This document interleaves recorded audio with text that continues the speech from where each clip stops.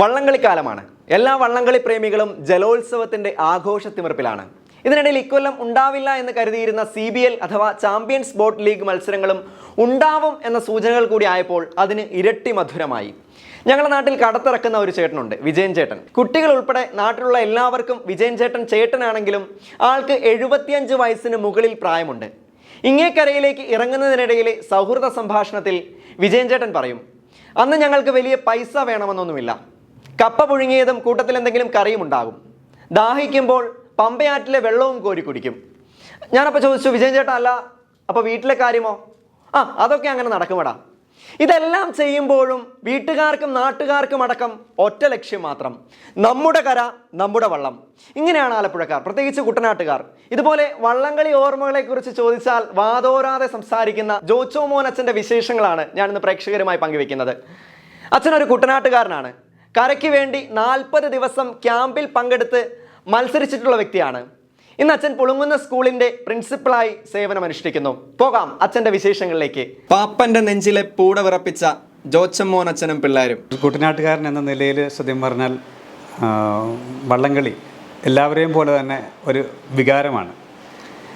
വള്ളങ്ങളിൽ തുഴഞ്ഞ ഒരു അനുഭവം, അതായത് 2005 മുതൽ, എനിക്ക് പട്ടം കിട്ടുന്നത് 2005-ലാണ്. 2005 മുതൽ 2010 വരെ ഏകദേശം 6 വർഷം വള്ളത്തെ തുഴഞ്ഞ ഒരു അനുഭവം ഇപ്പോൾ മനസ്സിലോർക്കുകയാണ്. ഞാനൊരു കൈനീരിക്കാരനാണ്. കൈനീരി എന്ന് പറഞ്ഞാൽ എല്ലാവർക്കും അറിയാം, വള്ളംകളി ഏറ്റവും കൂടുതൽ ആവേശമുള്ളൊരു സ്ഥലമാണ് കൈനീരി എന്ന് പറഞ്ഞാൽ.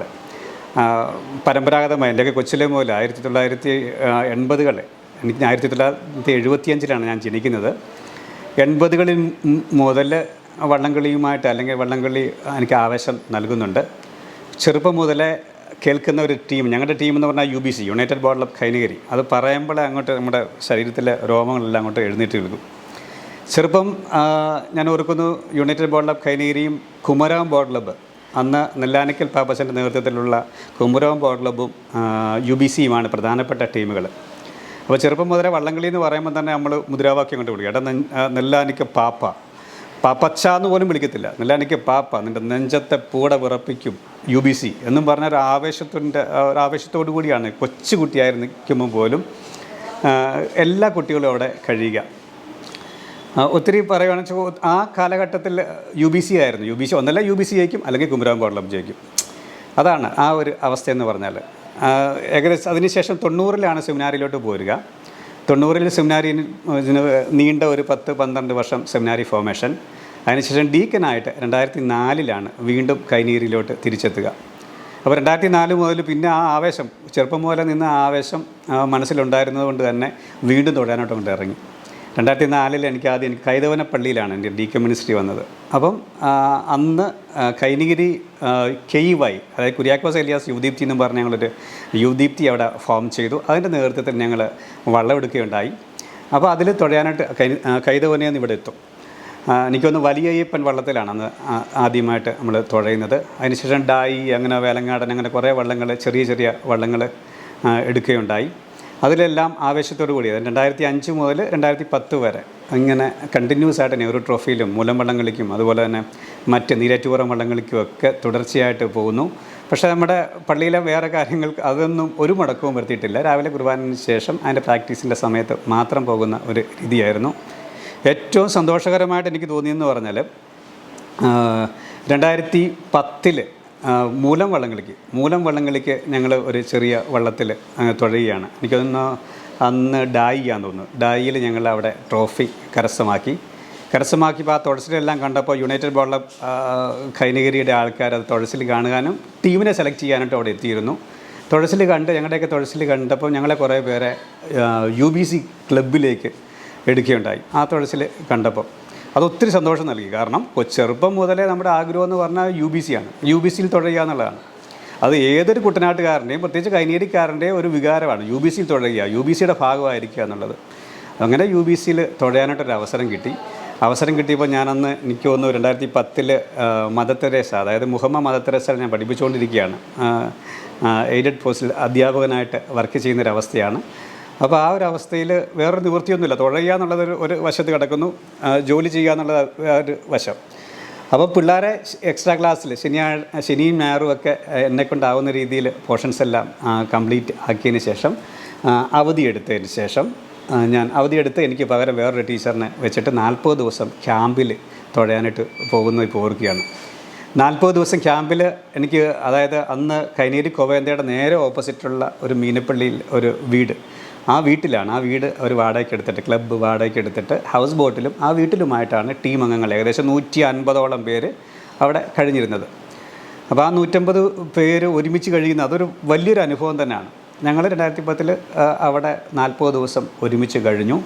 അച്ഛനായിരുന്നുകൊണ്ട് മാത്രം എനിക്ക് മാത്രം ക്യാമ്പ് കഴിഞ്ഞിട്ട് ഓരോ ദിവസവും പള്ളിയിൽ, തൊട്ടടുത്തുള്ള കോവേന്ത പള്ളിയിൽ പോയി താമസിക്കാനുള്ള അനുവാദം നൽകി. ഏകദേശം എൻ്റെ കൂട്ടുകാരൊക്കെ, പഴയ കൂട്ടുകാരൊക്കെ തന്നെയാണ് അതിൽ എൻ്റെ കൂടെ തുഴയുന്നതും മറ്റതിന് നേതൃത്വം നൽകുന്നതും ഒക്കെ. അത് രാവിലെ ക്യാമ്പ് നല്ലൊരു അനുഭവമാണ്. ക്യാമ്പെന്ന് പറഞ്ഞാൽ എല്ലാവരും വിചാരിക്കും വള്ളംകളി എന്ന് പറഞ്ഞാൽ വെള്ളംകളി എന്ന് പറയുന്ന ഒരു അനുഭവം ഒരു സാധാരണ കുട്ടനാട്ടുകാരുടെ രീതിയിൽ അല്ലെങ്കിൽ അവരുടെ പറച്ചിലുണ്ട്. പക്ഷേ ഒരു ആത്മാർത്ഥമായിട്ട് പ്രവർത്തിച്ച അല്ലെങ്കിൽ തുഴഞ്ഞ ഒരു തുഴച്ചിക്കാരൻ എന്ന നിലയിൽ എനിക്ക് പറയാൻ സാധിക്കും, ഇത് വള്ളംകളിയൊന്നുമല്ല. വള്ളംകളി എന്ന് പറഞ്ഞാൽ ഒത്തൊരുമയുടെ ഒരു ഉത്സവം തന്നെയാണ്. അവിടെ ജാതി മതഭേദമന്യേ എല്ലാവരോടും ഒരുമിച്ച് പ്രവർത്തിക്കുന്നവർ ഇതാണ്. അവിടെ ഹിന്ദു എന്നോ മുസ്ലിം എന്നോ ക്രിസ്ത്യാനി എന്നോ അല്ലെങ്കിൽ പണക്കാരനെന്നോ പാവപ്പെട്ടവനെന്നോ ഒന്നുമില്ലാതെ എല്ലാവരും അവിടെ വെള്ളം തൊട്ടാൽ അവനെ കയറ്റത്തില്ല. അവിടെ വള്ളം ആ ടീമിൽ എന്ന് വെച്ചാൽ ക്യാമ്പിൽ, ആ ക്യാമ്പിൽ ഒരു 40 ദിവസം ആർക്കും അവരവിടെ, അതുകൊണ്ടാണ് വിടാത്തത്. ഒരു തുഴച്ചിക്കാരൻ അവിടെ വരുവാന്ന് ഓർത്തോ, വെച്ചാൽ ഒരു 40 ദിവസം മുമ്പ് ക്യാമ്പിൽ വരികയാണെങ്കിൽ ആ ക്യാമ്പ് കഴിഞ്ഞിട്ടേ വിടത്തുള്ളൂ. അതിനിടയ്ക്ക് അവർ പറയുന്നത് എന്ന് വെച്ചാൽ ആ ക്യാമ്പിൽ ഒരു നിയമമുണ്ട്, ആ ക്യാമ്പിലെ നിയമം അനുസരിച്ച് ചെയ്യണം. രാവിലെ 4 മണിക്ക് ഞങ്ങളെല്ലാം എഴുന്നേക്കും. രാവിലെ 4:30 എഴുന്നേക്കേണ്ടത്, പക്ഷേ എനിക്ക് നേരത്തെ വരേണ്ടത് കൊണ്ടും ഞാൻ അക്കരെ പള്ളിയിൽ പോകുന്നത് കൊണ്ടും 4 മണിക്ക് എഴുന്നേക്കും. 4 മണിക്ക് എഴുന്നേറ്റിട്ട് പ്രഭാത കൃത്യങ്ങളൊക്കെ കഴിഞ്ഞതിന് ശേഷം കുർബാനയ്ക്ക് ശേഷം 4:30 അല്ലെങ്കിൽ 4:45 ആകുമ്പം തൊട്ടക്കരയുള്ള ക്യാമ്പിലേക്ക് പോകാനായിട്ട് നമ്മുടെ UBCയുടെ ബോട്ട് തന്നെ അവിടെ എത്തും, അക്കരയ്ക്ക് എത്തും. അക്കരയ്ക്ക് എത്തിയതിന് ശേഷം അവിടെ 4:30 ഞങ്ങൾ ഫിസിക്കൽ എക്സസൈസസാണ്. ഫിസിക്കൽ എക്സസൈസ് ഒരു 1/2-3/4 മണിക്കൂർ ചെയ്തതിന് ശേഷം വെറും ഒരു ഓട്സ് ഒരു ഗ്ലാസ് ഓട്സിൻ്റെ അത് കഴിച്ചതിന് ശേഷം വെള്ളത്തിൽ കയറും. വെള്ളത്തിൽ കയറി ഏകദേശം 3 മണിക്കൂർ എന്ന് വെച്ചാൽ ഒരു 5 മണിക്ക് കയറിക്കഴിഞ്ഞാൽ 6, 7, 8 ആ ഒരു 3 മണിക്കൂർ വെള്ളത്തെ തന്നെ കണ്ടിന്യൂസ് ആയിട്ട് തുഴച്ചിലാണ്. അതിന് നമുക്കതൊരു ഇതൊന്നുമില്ല, ചുമ്മാ അങ്ങ് തുഴയുക എന്നുള്ളതാണ്. കൈ അയയുക എന്നുള്ളതാണ് അതിൻ്റേത്. കൈ അയയുക, ആ ഒരു എൻഡ്യൂറൻസ് കിട്ടുക എന്നുള്ളതാണ്. അപ്പോൾ തുഴഞ്ഞ് ഏകദേശം 8 മണിയാകുമ്പോൾ തിരിച്ചെത്തിയിട്ട് ബ്രേക്ക്ഫാസ്റ്റിന് ശേഷം ഞങ്ങൾ ചെയ്യുന്നത് എന്തായിരുന്നു, ഞങ്ങൾക്ക് റെസ്റ്റാണ്. പിന്നെ അതായത് 9-9:30 ബ്രേക്ക്ഫാസ്റ്റ് കഴിയും. അതിനുശേഷം റെസ്റ്റാണ്. ആ റെസ്റ്റിൻ്റെ സമയത്ത് പുറത്തൊന്നും പോകാനൊക്കത്തില്ല, എല്ലാവരും കിടക്കണം. ആ സമയത്ത് ചെയ്യുന്ന കാര്യങ്ങൾ എന്ന് പറഞ്ഞാൽ തലേ ദിവസം തുഴഞ്ഞതിൻ്റെ വീഡിയോ അപ്പുറം ബോട്ടിൻ്റെ 2 വശത്ത് വരുന്ന നമ്മൾ തുഴയുമ്പം അപ്പുറം ബോട്ട് ഇട്ടിട്ട് ആ വീഡിയോ എടുക്കുന്നുണ്ടാവും. അപ്പോൾ നമ്മുടെ തുഴച്ചിൽ കണ്ടിട്ട് അത് വിലയിരുത്തി ആരാണ് മോശം, ആരാണ് നന്നായിട്ട് തുഴയുന്നത്, അത് നമുക്ക് തന്നെ മനസ്സിലാക്കാനായിട്ട് ഒക്കും. ആ ഒരു വീഡിയോ ക്ലിപ്പിൽ നിന്ന് അത് നമുക്ക് ഇട്ട് കാണിച്ചു തരും. പിന്നെ കൂടാതെ ആവേശം ജ്വലിപ്പിക്കുന്ന ആ പടങ്ങളൊക്കെ ഉണ്ടല്ലോ, സിനിമകളൊക്കെ ഇട്ട് അങ്ങനെ നമ്മളുടെ ഒരു ആവേശം കൂട്ടുക എന്നുള്ളതാണ് ആ ക്യാമ്പിൻ്റെ ഒരു പ്രത്യേകത എന്ന് പറഞ്ഞാൽ. അതങ്ങനെ ഒരു 11:30-12 ഒക്കെ വരെ അങ്ങനെ പോകും. പുറത്തോട്ടൊന്നും ആരും പോകത്തില്ല. വേറെ ഫിസിക്കൽ എക്സസൈസസോ അല്ല പരിപാടികളോ ഒന്നുമില്ല. റെസ്റ്റായിട്ട് തന്നെ കഴിയും. 12:30 ആകുമ്പോൾ നമ്മൾ ഉച്ചഭക്ഷണത്തിനായിട്ട് പോകും. ഉച്ചഭക്ഷണം നല്ല ഭക്ഷണമായിരിക്കും. ഭക്ഷണത്തിന് ശേഷം അല്പം റെസ്റ്റ് ചെയ്തിട്ട് 2-2:30 അല്ലെങ്കിൽ 3 മണിയാകുമ്പോൾ വീണ്ടും വെള്ളത്തിൽ കയറും. ആദ്യം രാവിലെ 3 മണിക്കൂർ, ഉച്ചയ്ക്ക് ശേഷം 4 മണിക്കൂറാണ്. ആ 4 മണിക്കൂർ 3, 4, 5, 6 അങ്ങനെ ആ ഒരു 4, 6, 6:30 വരെ അങ്ങോട്ട് പോകും. അത് ചിലപ്പോൾ നമ്മൾ ട്രാക്കിലായിട്ട് പോകും. അതും തുഴച്ചിൽ തന്നെയാണ്. ട്രാക്കിൽ പോയി 2-3 പ്രാക്ടീസ് എടുക്കും. അല്ലാത്ത സമയത്ത് ട്രാക്കിലോട്ട് പോകുന്ന സമയത്തും തന്നെ എല്ലാവരും ആ ഒരു തുഴച്ചിൽ തന്നെയാണ്.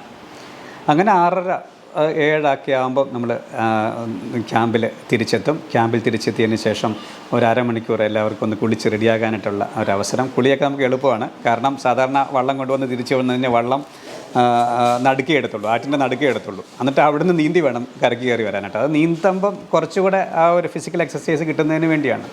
അല്ലാതെ കരക്കടുപ്പിക്കുന്ന പരിപാടിയില്ല. നീന്തി നമ്മൾ കരയ്ക്ക് എത്തുക.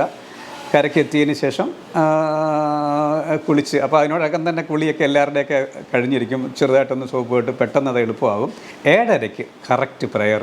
അതാണ് എല്ലാവരും കേൾക്കുന്നത്. പ്രെയർ എന്ന് പറഞ്ഞാൽ അച്ഛനായിരുന്നുകൊണ്ട് അത് ലീഡ് ചെയ്യാനായിട്ടുള്ള ഭാഗ്യം എനിക്ക് ലഭിച്ചു. 150 പേരോടെ വരും. ആ മുറ്റത്ത് വന്നിരിക്കും. 150 പേര് ഇരുന്നിട്ട് എല്ലാവരും ഉണ്ടല്ലോ, ജാതി മത ഭേദമന്യേ എല്ലാവരും ഉള്ളത് കൊണ്ട് ഒരു കോമൺ ആയിട്ട് പ്രെയർ അവിടെ നടത്തിയ ഒരു 8-8:15 വരെ പ്രെയർ നടത്തിയതിന് ശേഷം മാത്രമേ ഉള്ളൂ സപ്പറിന് എല്ലാവരും പോകത്തുള്ളൂ, അല്ലെങ്കിൽ ഡിന്നറിന് എല്ലാവരും പോകത്തുള്ളൂ. ഭക്ഷണം കഴിച്ചതിന് ശേഷം 9:30 അല്ലെങ്കിൽ 9:45 മാക്സിമം അതിനകം എല്ലാവരും കിടക്കയിൽ പോയി എന്നുവെച്ചാൽ കിടക്കാൻ പോകണം. കിടക്കുക എന്ന് പറഞ്ഞാൽ എവിടെ? നിലത്താണ് എല്ലാവരും കിടക്കുന്നത്. എല്ലാവരും നിലത്ത് തന്നെ, അല്ലാതെ പായോ അങ്ങനൊന്നുമില്ല, നിലത്ത് അന്ന് കിടക്കുന്നത്. നിലത്ത് എല്ലാവരും കൂടെ ഒരുമിച്ച് കിടക്കുന്നൊരവസ്ഥ. ഞാൻ ഈ വീണ്ടും പറഞ്ഞ പോലെ 9:30 ആകുമ്പം അച്ഛനായതുകൊണ്ട് എന്നെ അങ്ങോട്ട് പള്ളിയിലോട്ട് അങ്ങോട്ട് വിടും. പള്ളിയിൽ ചെന്ന് കഴിഞ്ഞും നമ്മുടെ പരിപാടി ഇത് തന്നെയാണ്, എങ്ങനെ നന്നായിട്ട് തുഴയാം. അപ്പോൾ നമുക്കന്ന് ഡംബൽസോ അങ്ങനത്തെ സാധനങ്ങളൊന്നുമില്ല. എൻ്റെ മുറിയിൽ 2 ഇഷ്ടിക ഞാൻ വെച്ചിട്ടുണ്ട്. ആ 2 ഇഷ്ടിക എടുത്തിട്ടാണ് നമ്മൾ നമ്മുടെ മസിൽസൊക്കെ ഡെവലപ്പ് ചെയ്യുന്നത്.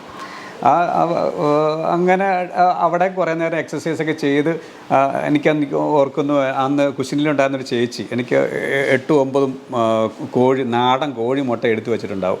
ആ കൈനീര് ഗോവിന്ദയിലുണ്ടായിരുന്ന ആ കോഴിമുട്ട ഒക്കെ വാട്ടി അതൊക്കെ കുടിക്കുന്നതൊക്കെ ഞാൻ ഇപ്പോൾ ഓർക്കുന്നുണ്ട്. ഇപ്പോഴൊക്കെ ഓർക്കുമ്പോൾ ഒരു ഭയമായിട്ട് തോന്നി. ഇപ്പോൾ എനിക്ക് 50 വയസ്സുണ്ട്. അത് 2010 ഞാൻ അവസാനമായിട്ട് നെഹ്റു ട്രോഫി UBCയിൽ തുഴയുന്ന ഒരു അവസ്ഥയെന്ന് പറഞ്ഞാൽ.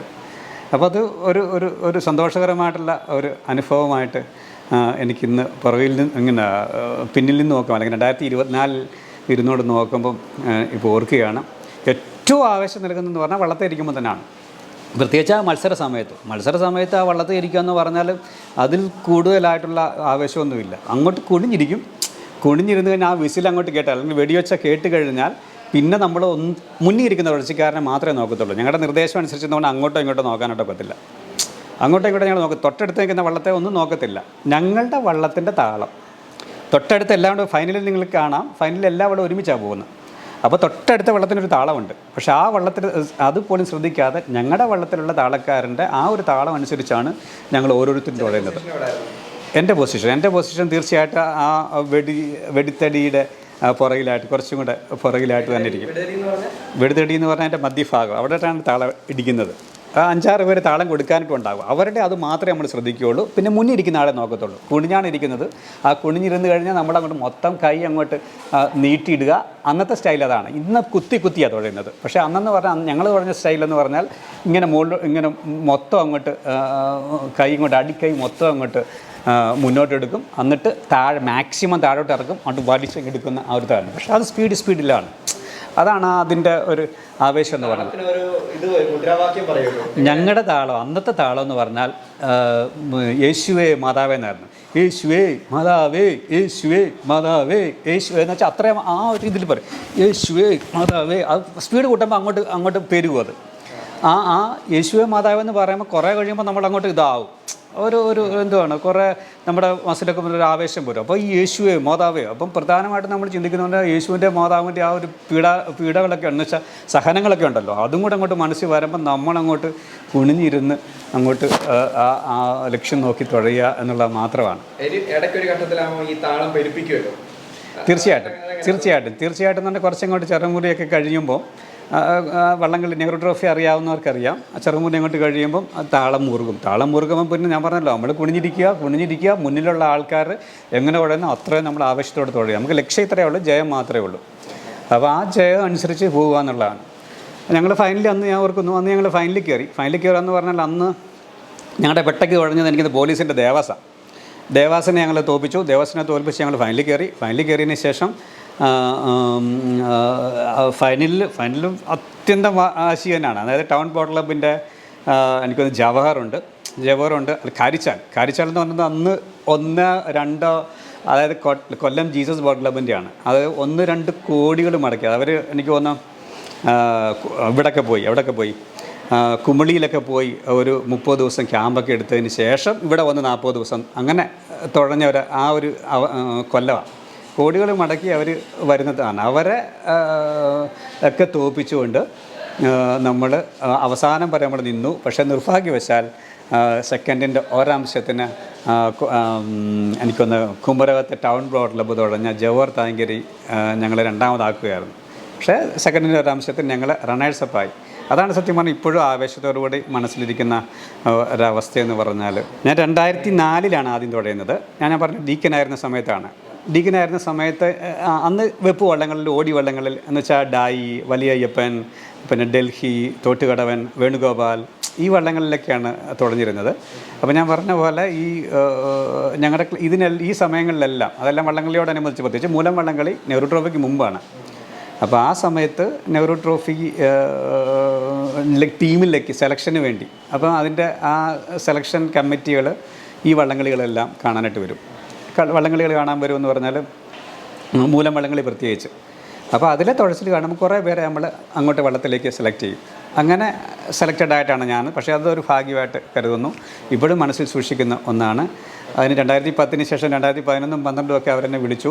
പക്ഷേ നിർഭാഗ്യവശാൽ എന്നെ 2010 എന്നെ സെമിനാരിയിൽ, അതായത് ചിത്തിപ്പുഴ മൈനർ സെമിനാരിയിലേക്ക് എൻ്റെ അധികാരികൾ എന്നെ ട്രാൻസ്ഫർ ചെയ്യാനുണ്ടായത്. വെച്ചാൽ പിള്ളേരെ നോക്കാനായിട്ട്, സെമിനാരി പിള്ളേരെ നോക്കുന്ന ആ ഒരു ചാർജ് 11, 12, 10, 11, 12. അപ്പോൾ അവരുടെ കൂടെ ആയിരുന്നത് കൊണ്ട് എനിക്ക് വള്ളത്തെ പോകാനായിട്ടൊക്കത്തില്ല. ഫുൾ ടൈം അവരുടെ കൂടെ വേണം.